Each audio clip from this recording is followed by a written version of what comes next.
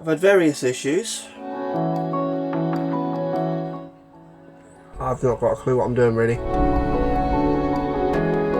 Has it worked? Has it not worked? Has it failed spectacularly? I have messed up. I'll be honest, I'm getting frustrated, I'm becoming annoyed, and I'm just ready to walk away from it all.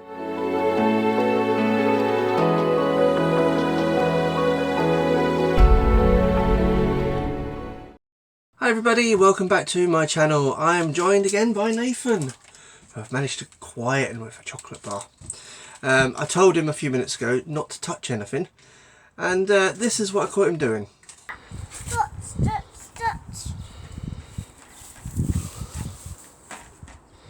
What are you doing? I'm touching this down. So you always listen to what you do, what you've been told, don't you, Nathan? Don't touch anything. So he grabs a hammer. Thank you. Anyway, moving on. Before I continue with the rest of the video, first of all, I want to make a massive apology to all my viewers for bringing Nathan on board. Now, I want to make a massive apology to David Ormrod. Basically, I spoke to him a couple of weeks ago and I mentioned him in my last video. However, David, I got your name completely wrong. I called you David Ormsby, so I do apologise that I've got your name completely wrong. It is David Ormrod, and I've written it down so I get it right this time. Please accept my apologies. Hopefully you continue to watch my channel. Anyway, what I was talking about, David had spoke to me about the hinges on the drawbridge section in front of the door. And he was asking me what I was planning on doing with them because they're quite unsightly on the layout. It did get me thinking quite a lot and what I was going to do to cover them. And I was struggling, I must admit. So I did a little bit of looking online and I actually came across a page on Facebook which is the Friends of Northgate Central. It's a page that's ran by Owen David Evans. I'm writing it all down now so I don't get it wrong.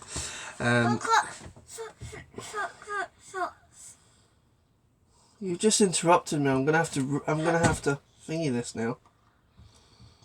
Yeah, the Friends of Northgate Central. It's a page that's ran by Owen David Evans on Facebook. Basically I saw some images on the page of his model layout. Again, it's obviously work in progress that he's doing, but it's absolutely beautiful. One particular section that really caught my eye was the bridge that he's put in front of the window, and it really has inspired me to basically design, or how I'm going to design the drawbridge section on my layout. Oh God, I'm okay. You what? I'm okay. You're okay.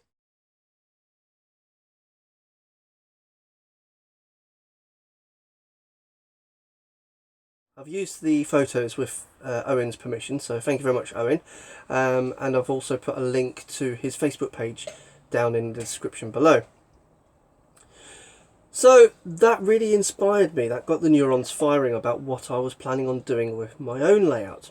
So my idea is that off the Rocky Bridge section, the trains will enter a tunnel, which obviously will be in the corner, and I'm going to have this as a huge hill section. Plenty of greenery, quite a few rocks, that sort of thing.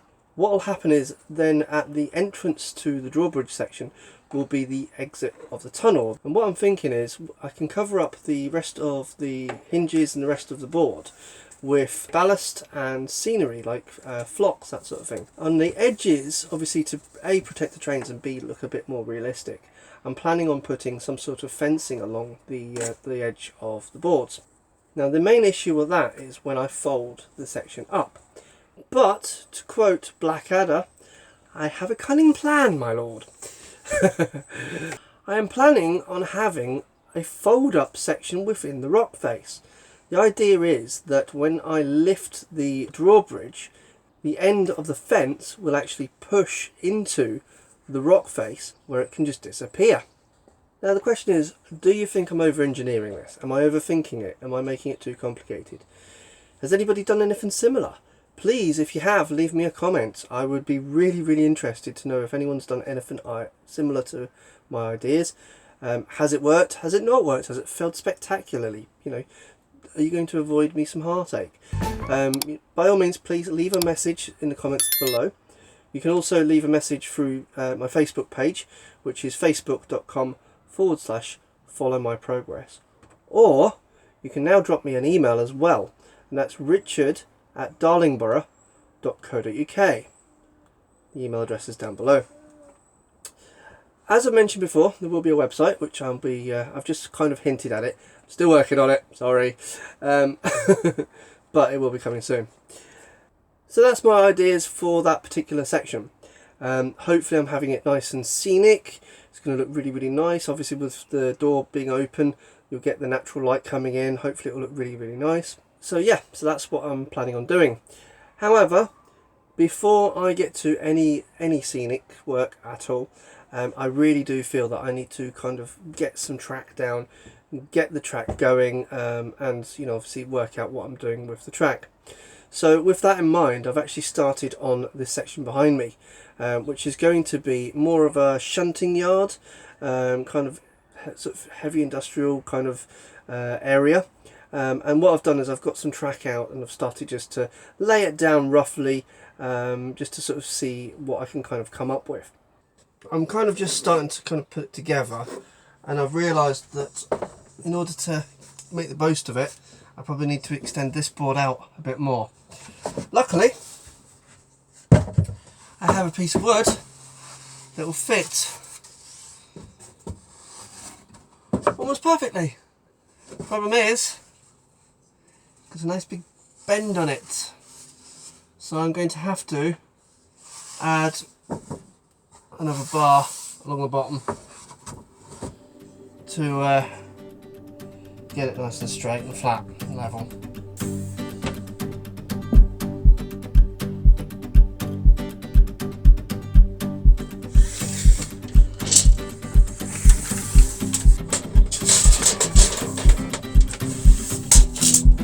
Can you just hold that again? Good lad.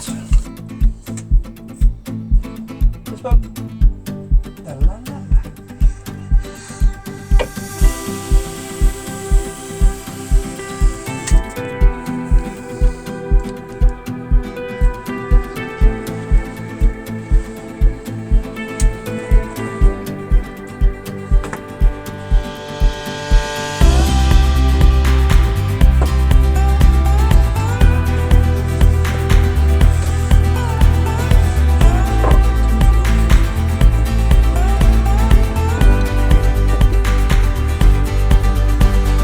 I have messed up.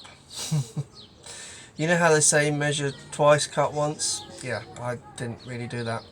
Well, I did. I just didn't measure the right thing. What I've done is I've cut one of these boards so that it's the same length as this board here, which is obviously the warped one. My idea was that I was going to put that underneath so that it would support the board and unbend it. What I should have done is cut this a lot longer. It could have ran from underneath this board here to underneath this board here. If I'd done that, then what I could have done is I could have used the extra bits at the end to secure the board in place. Yeah, I didn't do that. So, without having to take a trip back to B&Q and spend another few quid on another bit of wood, I'm just going to have to work with what I've done. So yeah.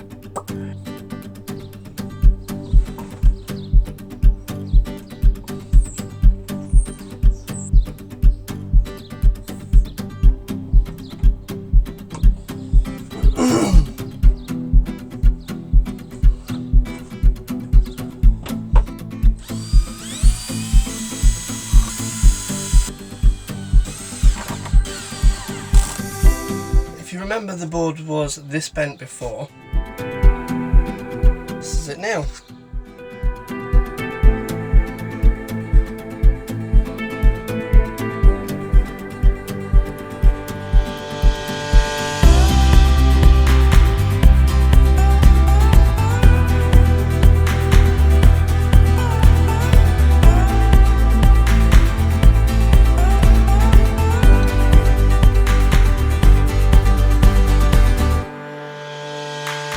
well, I think I managed to salvage that. So, but obviously it's a lesson if you are watching this. Before you make any cuts, make sure you know where you're cutting so you don't end up with pieces that are too short. So that section's now in.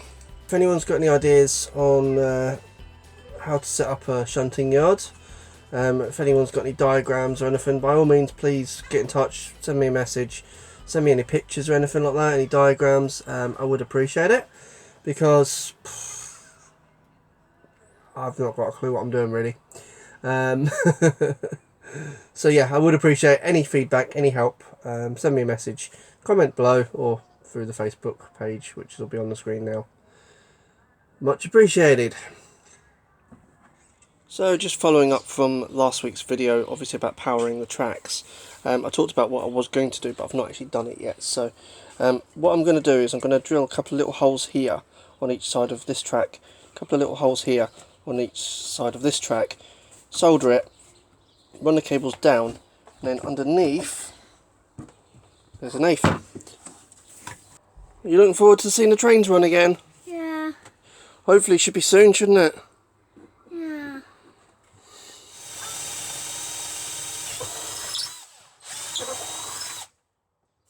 What I've done I put them on the floor. is I've just drilled a hole here and a hole here this side as well, which will be large enough for the clips to be fed through. So the clips will come down from the track and I can clip them under here and on this side here. I've just marked it with the red pencil there. Where's this red?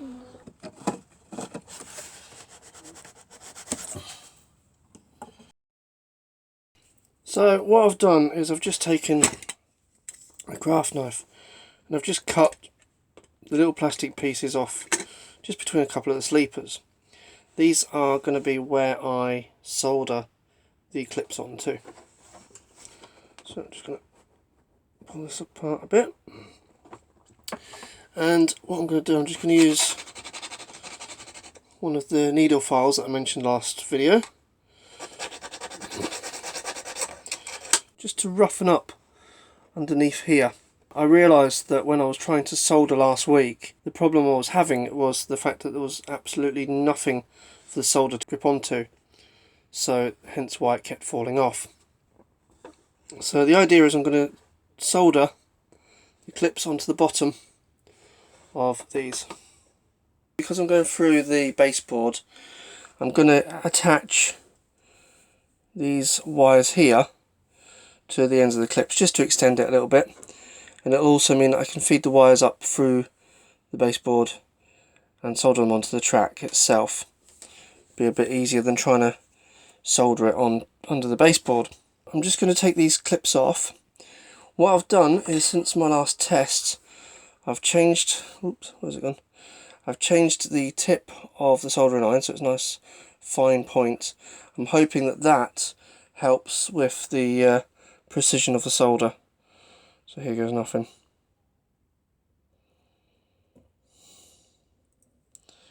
It does seem to be a lot easier already. That was a lot simpler.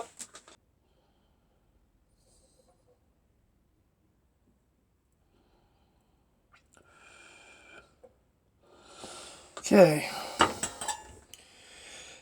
So, I've now managed eventually to solder these out bits together, which is not wonderful, but there is a connection there. So I'm going to now attempt to solder them underneath my track.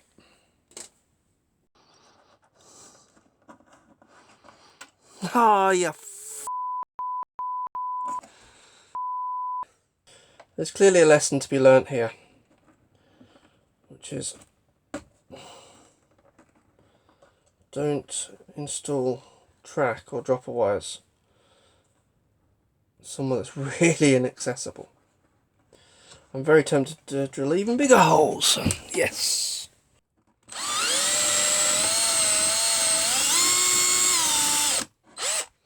A little bit overkill for the thickness of the wire. However, considering how difficult the installation is, Where's that? That's going in there.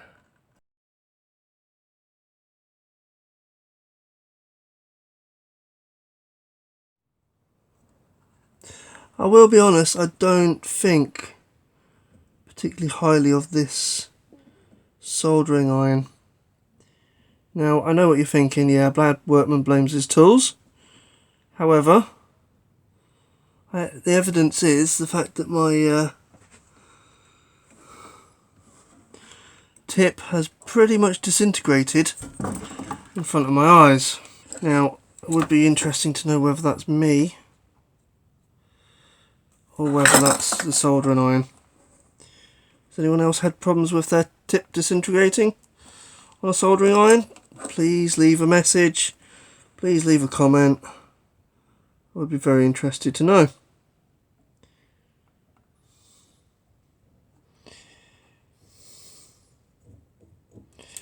The tip has literally just completely disintegrated there. However, it does seem to have improved the performance slightly. The tip of my soldering iron is now completely disintegrated.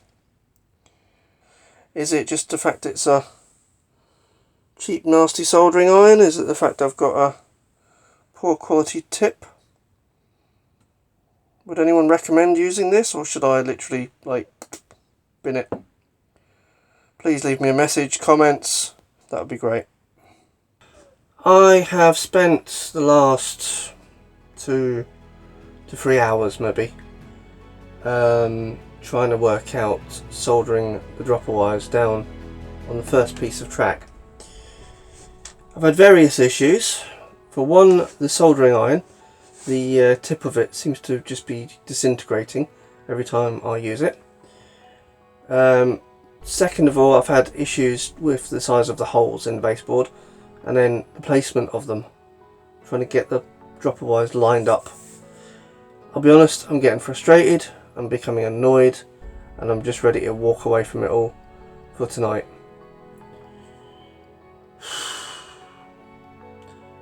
It's the first time I've actually felt frustrated or fed up in this hobby.